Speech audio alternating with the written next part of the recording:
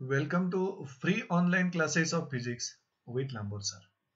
So dear students, in the last lecture we studied superposition of wave pulses. And in that concept we studied two cases. Superposition of two wave pulses of equal amplitude and same phase moving towards each other. And in that case, we find that when two wave pulses superimpose with each other, two wave pulses having same magnitude and same phase, when superimposed or arrive at a point of medium simultaneously, the displacement produced by each wave pulses having the phase difference 0°, that means the displacements are in same direction. So displacement produced by one wave pulse is added to the displacement produced by another wave pulse when they cross each other. So the resultant displacement at the point of crossing is the sum of displacement due to individual wave. So the resultant displacement is maximum, which is called as constructive superposition, constructive crossing, or constructive interference. And in the second case, we studied superposition of two wave pulses. Superposition of two wave pulses of equal amplitude but opposite phases moving towards each other. आणि अशा ह्या दोन wave pulses जर cross झाल्या, superimpose झाल्या, तर point of crossing जवळ जे डिस्प्लेसमेंट प्रोड्यूस झालेलं आहे, that displacements are differing in phase by 180°. म्हणजे ही डिस्प्लेसमेंट अपोजिटली डायरेक्टेड आहे. Therefore, displacement produced by one wave pulse is cancelled by displacement produced by second wave pulse when they cross each other.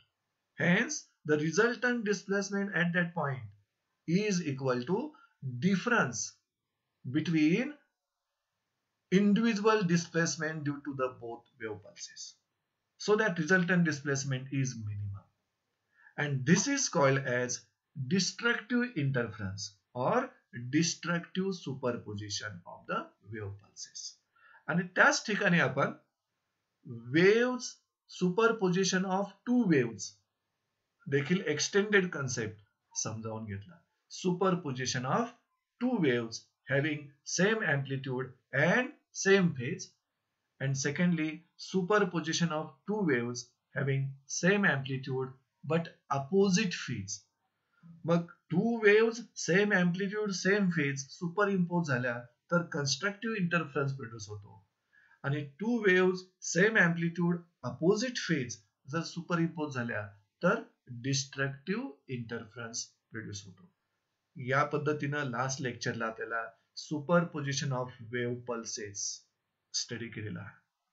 So let us learn now in this lecture, let us learn now displacement of resultant wave produced due to superposition of waves. म्हणजे इथं आपण superposition of वेव्हचं analytically discussion करणार आहोत. We are discussing here the concept or phenomena of superposition of waves analytically. In that analytical discussion, we are finding out displacement of the resultant wave. We are finding out equation of the resultant wave. We are finding out the amplitude of the resultant wave, and we are finding out intensity of the resultant wave. जी resultant wave produced केलेले आहे due to superposition of two waves. So let us find out displacement of resultant wave which is produced due to superposition of two waves.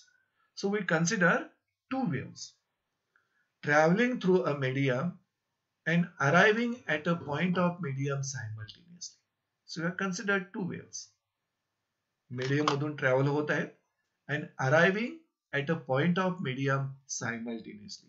आता ह्या दोन वेव्हचं arrival in phase मध्ये जर झालं तर त्या दोन वेव्हज मधला phase difference 0 radian, 2 pi radian, 4 pi radian, 6 pi radian या प्रकारचा असू शकतो. आणि जर त्या दोन वेव्हज मधला दोन वेव्हचं अरायवल आउट ऑफ फेज मध्ये झालं त्या पॉइंट जवळ, तर त्यांच्यामधला फेज डिफरन्स हा pi radian, 3 pi radian, 5 pi radian, 7 pi radian या प्रकारचा राहतो. पण इथं इन फेज किंवा आउट ऑफ फेज अरायवल आपल्याला माहित नाही, त्यामुळे त्यांच्यामधला जो फेज डिफरन्स आहे तो आपण फाय या अँगलला डिनोट करूया. आणि ज्यावेळी ह्या दोन वेव्स एखाद्या पॉइंटला सायमल्टेनियसली अराइव्ह होतील, त्यावेळी त्या पॉइंट जवळ each wave will produce its individual displacement. So let y1 bar and y2 bar, see here, y1 bar is the displacement due to first wave and y2 bar is the individual displacement due to second wave. So by superposition principle आपल्याला त्या point जवळचं resultant displacement that is given by the principle of superposition of waves. So resultant displacement of wave produced due to superposition of two waves is given by this principle, and that resultant displacement y bar equal to y1 bar plus y2 bar. आता जर तुम्हाला ह्या resultant डिस्प्लेसमेंटची magnitude हवी असेल, तर in magnitude this resultant displacement can be written like this: y equal to under root y1 square plus y2 square plus twice y1 y2 cos phi. आता हे जे रिझल्टंट डिस्प्लेसमेंटची मॅग्निट्यूड काढायची आपण मेथड किंवा equation study केलाय, हे 11th standard मध्ये mathematical method मध्ये तुम्ही स्टडी केलेला आहात, जिथं resultant vector r bar equal to p bar plus q bar तुम्ही फाइंड आउट केलं होतं, आणि त्या रिझल्टंट व्हेक्टरची मॅग्निट्यूड तुम्ही फाइंड आउट केली होती r equal to under root p square plus q square plus twice pq cos theta, आणि थीटा हा अँगल होता between vector p bar and q bar. तसं y1 बार आणि y2 बार ही जी दोन डिस्प्लेसमेंट व्हेक्टर्स आहेत त्यांच्यामधला जो अँगल आहे तो अँगल फाय, त्याला आपण फेज अँगल म्हणूया. So here five is the phase difference between the two waves or between the two displacement vectors. So this is displacement of resultant wave. Equation 1 gives you displacement of resultant wave produced due to superposition of two waves. आता यानंतर आपण analytically discuss करूया what is the equation of that resultant wave which is produced due to superposition of waves. So let us learn how to find equation of resultant wave produced due to superposition of two waves. आता इथं ज्या दोन waves तुम्ही consider करणार आहात, that two waves are having same frequency and also having the same path but different amplitudes A1 and A2. अशा ह्या दोन waves traveling through medium and arriving at a point of medium simultaneously. Such two waves we will consider to find the equation of resultant wave. See here. So we are considering two waves having same frequency, same path, but different amplitudes A1 and A2 traveling through a medium arrive at a point of medium simultaneously. So let A1, A2 are the amplitudes of the two waves. आणि त्या दोन waves मधला त्यांचा arrival in phase सांगितलेलं नाही आपण किंवा out of phase सांगितलेलं नाही, तर म्हणजे त्यामुळे त्यांच्यामध्ये जो काही सर्टन फेज डिफरन्स असेल तो फेज डिफरन्स आपण फाय या अँगलला डिनोट करूया. So five is the phase difference between the two waves. आता मीडियमच्या ज्या पॉइंटला या दोन वेव्स सायमल्टेनियसली अराइव्ह होत आहेत त्या पॉइंट जवळ प्रत्येक वेव्ह सुपर इम्पोज होणार म्हणजे ओन डिस्प्लेसमेंट प्रोड्यूस करणार. So displacement of each wave at distance x equal to 0, displacement of each wave at position x equal to 0, म्हणजे या पोझिशनला समजा मीडियम मधील डिस्टन्सच्या या व्हॅल्यू जवळ म्हणजे ओरिजिन जवळ साधारणतः त्या दोन वेव्स सायमल्टेनियसली अराइव्ह झालेल्या आहेत, त्यामुळं displacement of each wave at x equal to 0 पहिल्या वेव्हनं प्रोड्यूस केलेलं डिस्प्लेसमेंट लिहू शकता y1 equal to a1 sin omega t. This is equation 1 which gives displacement of produced by first wave. आता second वेव्हचं displacement लिहिताना दोन्ही वेव्ह मध्ये phase difference हा फायचा आहे, त्यामुळे सेकंड वेव्हचं डिस्प्लेसमेंटचं इक्वेशन लिहिताना हा फेज अँगल विचारात घ्यावा लागेल. So displacement of second wave at x equal to 0. See, y2 equal to a2 sin omega t plus phi. So this gives displacement produced by second wave. Now we want the resultant displacement at that point, which will be given by superposition principle. So according to superposition principle, resultant displacement at x equal to 0 म्हणजे at the point of arrival is y equal to y1 plus y2.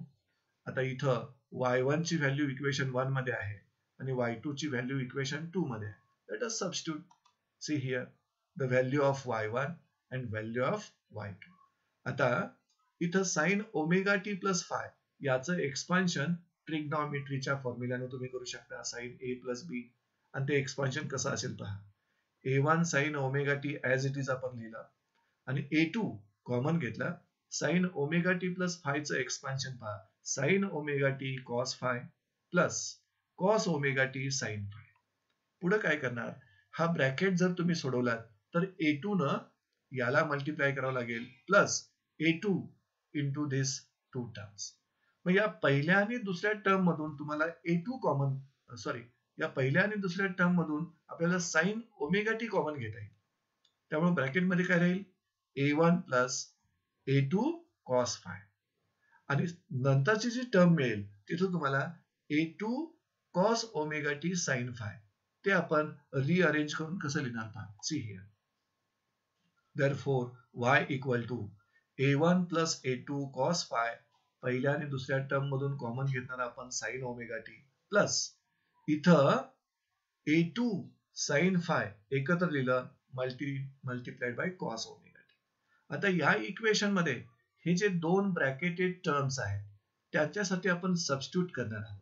काय substitute करणार आहोत पहा, a1 plus a2 cos five याच्या ऐवजी आपण a cos delta substitute करूया. See here, a cos delta is equal to a1 plus a2 cos phi, म्हणजे या ब्रॅकेट साठी आपण a cos डेल्टा सबस्टिट्यूट केलं, आणि या ब्रॅकेट साठी a2 sin फाय या ब्रॅकेट साठी a sin डेल्टा सबस्टिट्यूट करूया. See here, a sin delta equal to a2 sin phi.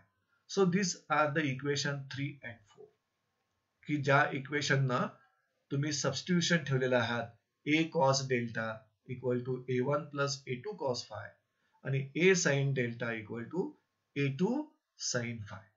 आता जर तुम्ही इथं सबस्टिट्यूट केलात तर ह्या इक्वेशनचा फॉर्म कसा बदलतो पहा. See here, the form of that equation will be like this. So a sin omega T cos delta plus a cos omega t sin delta. तुम्ही सबस्टिट्यूशन ठेवलेले आहात a cos डेल्टा आणि a sin delta.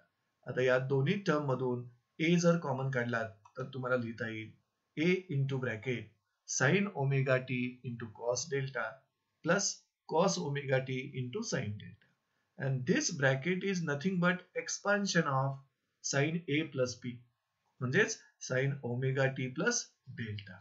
See here, therefore y equal to a sin omega t plus delta. This is your equation 5. आता हे जे equation 5 आहे, this is equation of the resultant wave. आणि या equation वरून तुमच्या लक्षात येईल की रिझल्टंट वेव्हची जी फ्रिक्वेन्सी आहे ती सेमच आहे, सुपर इम्पोजिंग टू वेव्स एवढीच. म्हणजे ज्या दोन वेव्ह सुपर इम्पोज होत आहेत आणि ह्या रिझल्टंट वेव्हला प्रोड्यूस करतायत त्या रिझल्टंट वेव्हची फ्रिक्वेन्सी आणि सुपर इम्पोजिंग होणाऱ्या वेव्हची फ्रिक्वेन्सी सेम आहे, आणि त्याच पद्धतीनं रिझल्टंट वेव्हचा पाथ देखील सेम आहे. इंडिव्हिज्युअल वेव्हचा जो पाथ आहे तोच पाथ या रिझल्टंट वेव्हचा आहे. But this resultant wave have amplitude A. So A is amplitude of resultant wave, and this resultant wave have initial phase delta.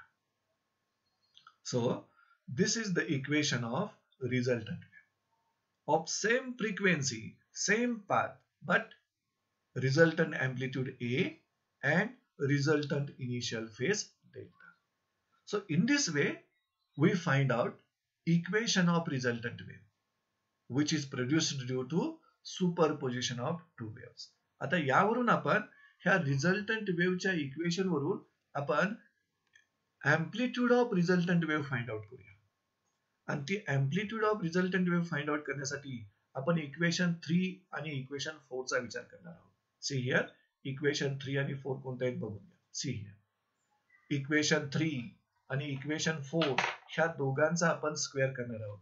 Mind it, a cos delta equal to a1 plus a2 cos phi equation 3 आणि a sin delta equal to a2 sin phi equation 4 ह्या दोन इक्वेशनचा squaring करून आपण addition करणार आहोत to find amplitude of resultant wave. See here, so let us go for to find the amplitude for resultant wave. See here, resultant amplitude of wave.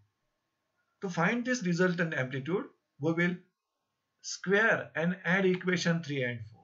Squaring and adding equations 3 and 4. काय मिळेल पहा तुम्हाला. So this is the squaring and addition of equation 3 and 4. Okay. आता यातील this is equation 3 and this is equation 3 and this is for equation 4 and this is also for equation 4. Now LHS मधून तुम्ही a square जर common काढलात तर bracket मध्ये राहील cos square delta plus sine square delta आणि RHS मध्ये तुम्ही या ब्रॅकेटचा स्क्वेअर केला तर इथं तुम्हाला 3 टर्म्स मिळतील आणि इथं एकच टर्म मिळणार आहे. See here, so a square common काढलात into bracket cos square delta plus sine square delta आणि या ब्रॅकेटचा स्क्वेअर करताना a1 square plus twice a1 a2 cos phi plus a2 square cos square phi आणि पुन्हा a2 square sin square phi मिळेल तुम्हाला. आता पुढे आपण काय करणार, ह्या ब्रॅकेट ही एक आयडेंटिटी आहे, याची व्हॅल्यू 1 येईल. Okay, so in LHS you will gate a square आणि RHS मधून ह्या ज्या दोन टर्म्स आहेत थर्ड आणि फोर्थ यातून आपण कॉमन घेऊ शकता a2 स्क्वेअर. त्यावेळी ब्रॅकेट मध्ये तुम्हाला काय मिळेल cos square phi plus sin square phi. C here, so a square in the LHS. आता RHS मध्ये हे a1 स्क्वेअर मी आहे तसं लिहिलं आणि a2 स्क्वेअर कॉमन घेतला आपण थर्ड आणि फोर्थ टर्म मधून आणि ब्रॅकेट मध्ये काय मिळालं पहा cos square phi plus sin square phi. ह्याची व्हॅल्यू पुन्हा एकदा 1 मिळेल आपल्याला आणि ही इथली सेकंड टर्म ही लास्टला लिहिली. So let us rearrange this term once again. A square equal to a1 square plus a2 square कारण ह्या ब्रॅकेटची व्हॅल्यू 1 आहे plus twice a1 a2 cos phi. So this is the square of amplitude of resultant wave. We want amplitude of resultant wave. तर त्यासाठी दोन्ही साइडचा आपल्याला square route घ्यावा लागेल. So taking square root on both sides, you will get a equal to under root a1 square plus a2 square plus twice a1 a2 cos phi. इथं equation 6 जे आहे this is equation of resultant amplitude of wave or expression for resultant amplitude of wave. आणि ही जी वेव्हची resultant amplitude आहे ती amplitude individual वेव्हच्या amplitude वर depend आहेच, त्याचबरोबर it depends upon the phase difference between the two waves. आता हा phase difference किती आहे त्यावरून ही रिझल्टंट एम्प्लिट्यूड मॅक्झिमम असणार, मिनिमम असणार की इंटरमिडिएट असणार, that will study or that will depend. So equation 6 which gives us resultant amplitude of the wave can be discussed for the two special cases. See here, special cases. Case first मध्ये condition for maximum amplitude.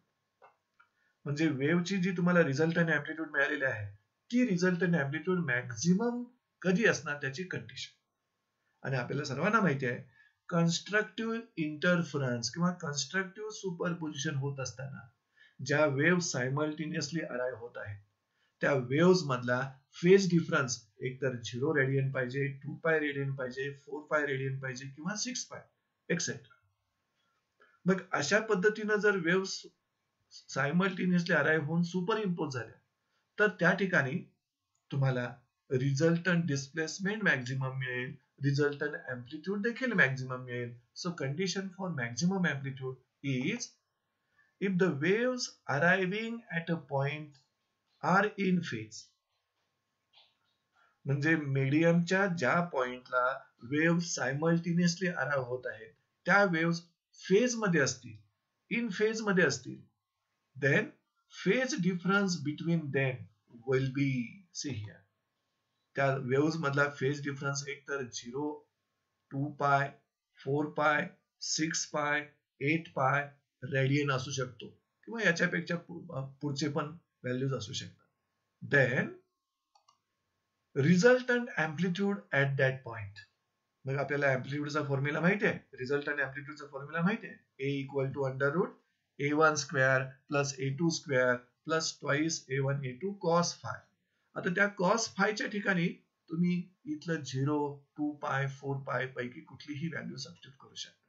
So resultant amplitude of the wave is, see here, तोच formula आपण refer केला, फक्त इथं फायच्या ठिकाणी 0 substitute केलं.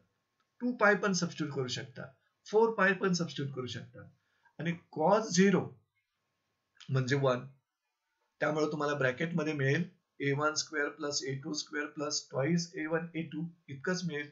आणि ही term म्हणजेच ऍडिशन आहे. कशाची ऍडिशन आहे? पास under root A1 plus A2 bracket स्क्वेअरची ऍडिशन. आता तुम्ही जर याचं रूट घेतलात तर तुम्हाला रिझल्टंट अँप्लिट्यूड मॅक्झिममच मिळणार. सी हिअर, A max म्हणजे resultant amplitude is maximum for this phase angles, for this phase difference. Resultant amplitude is maximum, which is equal to sum of amplitudes of the two waves A1 plus A2, which is maximum. आता ही resultant amplitude equal amplitude साठी आपण discuss करू. केस of equal amplitudes म्हणजे दोन्ही वेव्हच्या amplitudes equal असतील तर resultant amplitude किती मिळेल? See here, if A1 equal to A2 equal to A असेल, then this maximum amplitude तुम्हाला कसे मिळेल पहा. You have to substitute A instead of A1 and A2. See here, maximum amplitude equal to A plus A, that will become equal to twice A. See here, therefore maximum amplitude equal to twice A. म्हणजे condition for maximum amplitude is that the two waves which are arriving simultaneously at a point of medium should be in phase. म्हणजे त्यांच्यामधला phase difference एक तर 0 radian किंवा 2 pi radian किंवा 4 pi radian असा असला पाहिजे, तरच त्या पॉइंट जवळची रिझल्टंट अँप्लिट्यूड जी वेव्हची आहे ती तुम्हाला मॅक्झिमम मिळेल. आणि ती मॅक्झिमम अँप्लिट्यूड तुम्ही या फॉर्म्युल्यानं मिळवू शकता. Now let us learn the second case. ज्या सेकंड केस मध्ये तुम्हाला कंडिशन मिळेल for minimum amplitude. See here, case second, condition for minimum amplitude. आता ही मिनिमम अँप्लिट्यूड जर मिळायची असेल तर ज्या वेव्स सायमल्टेनियसली अराइव्ह होत आहेत at a point of medium त्या वेव्स मधला फेज डिफरन्स किती पाहिजे पहा.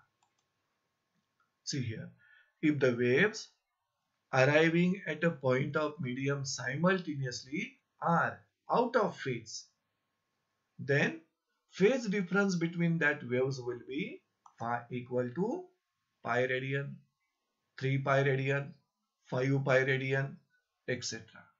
म्हणजेच तिथं ज्या वेव्स अराइव्ह झालेल्या आहेत त्या वेव्स पैकी फर्स्ट वेव्हनं तिथं क्रेस्ट प्रोड्यूस केला असेल तर त्याच इन्स्टंटला सेकंड वेव्ह मात्र ट्रफ प्रोड्यूस करेल, किंवा फर्स्ट वेव्हनं ट्रफ प्रोड्यूस केला असेल तर सेकंड वेव्हनं क्रेस्ट प्रोड्यूस केला असेल करणार.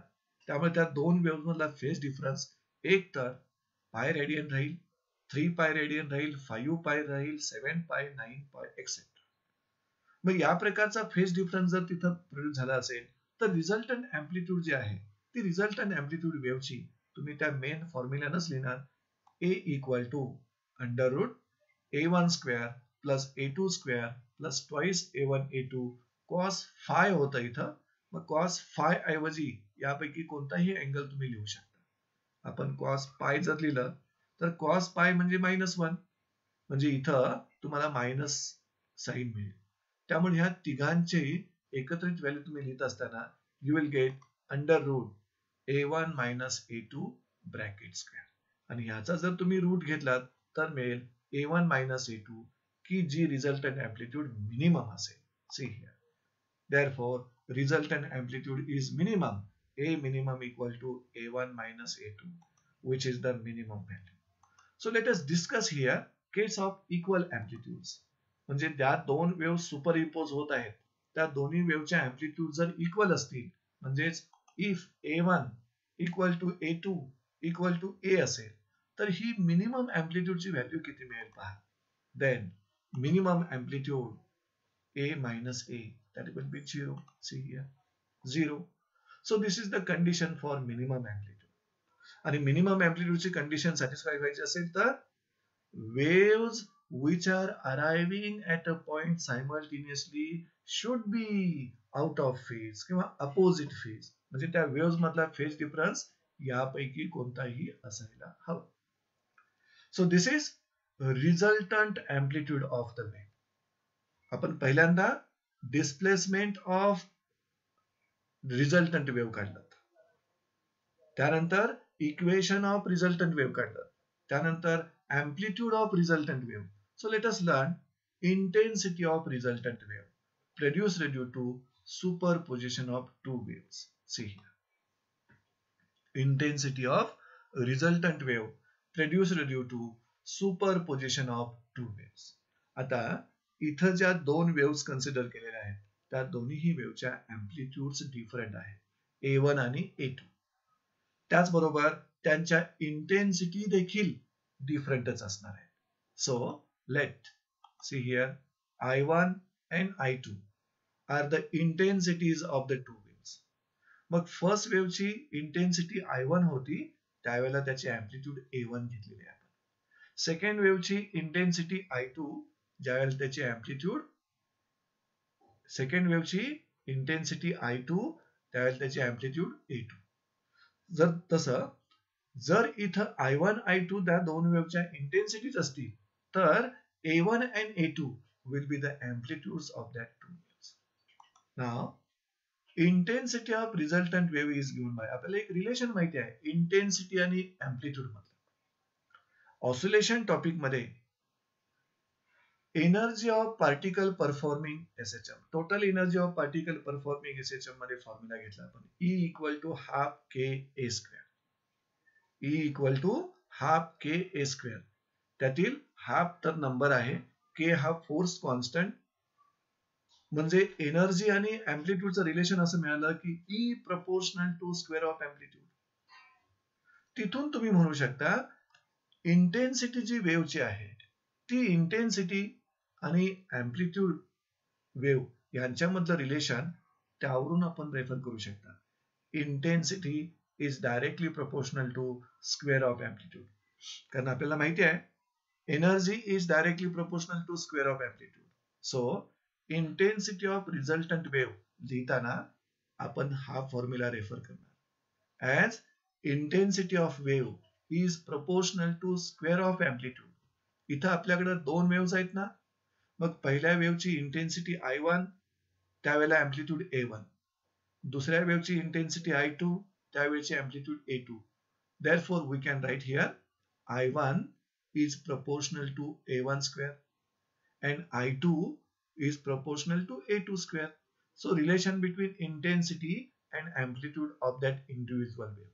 Now amplitude of resultant wave आपण आताच त्याचं एक्सप्रेशन काढलं. रिझल्टंट वेव्ह ज्या वेव्हला दोन वेव्हज सुपर इम्पोज होऊन फॉर्म केलेला आहे त्या वेव्हच्या रिझल्टंट वेव्हची अँप्लिट्यूड तुम्ही फाइंड आउट केलेली आहे A equal to under root a1 square plus a2 square plus twice a1 a2 cos phi.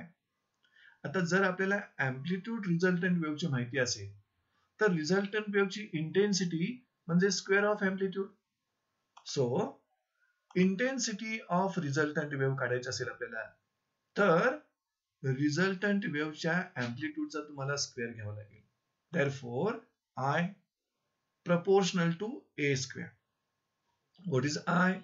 Intensity of resultant wave. What is A? Amplitude of resultant wave. So the relation between intensity and amplitude is what? Intensity is directly proportional to square of amplitude. आणि जर तुम्ही amplitudeचा square केलात तर हे square निघून जाईल आणि तुम्हाला हे रिलेशन इथं लिहिता येईल. आता या रिलेशन मध्ये a1 स्क्वेअर ऐवजी तुम्ही i1 सबस्टिट्यूट करू शकता. a2 स्क्वेअर ऐवजी तुम्ही i2 सबस्टिट्यूट करू शकता. a1 ऐवजी तुम्ही रूट i1 सबस्टिट्यूट करू शकता. a2 ऐवजी तुम्ही रूट i2 सबस्टिट्यूट करू शकता आणि त्यावेळी intensity of resultant wave in terms of individual intensities कसं लिहिता येईल पहा. See therefore I proportional to i1 instead of a1 square, i2 instead of a2 square plus 2 root i1 instead of a1 root i2 instead of a2 into cos pi. So this is expression for resultant intensity of wave produced due to superposition of two waves. आता ही जी resultant intensity आहे which is produced at the point of arrival, जिथं ह्या दोन waves simultaneously arrive होऊन superimpose होतात, त्या superpositionची जी intensity आहे that intensity depends upon intensities of individual waves and also depends upon the phase difference between the two waves. म्हणजे या equation वरून इंटेन्सिटीच्या इक्वेशन वरून पुन्हा एकदा तुम्हाला दोन कंडिशन्स मिळतील. कंडिशन फॉर मॅक्झिमम इंटेन्सिटी आणि condition for minimum intensity. So let us learn that two conditions.